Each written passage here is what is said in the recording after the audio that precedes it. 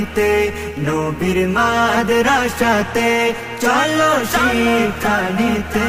হবে ধন্য জীবন সহি রাস্তা পেতে হবে ধন্য জীবন সহি রাস্তা পেতে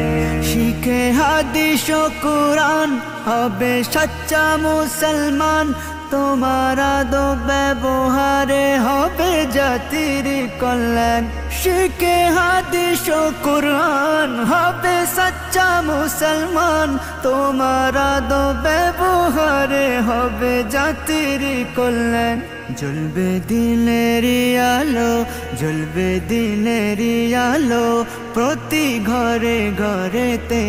কেটে যাবে আধার সবাই রবে সুখেতে কেটে যাবে আধার সবাই রবে সুখেতে নবীর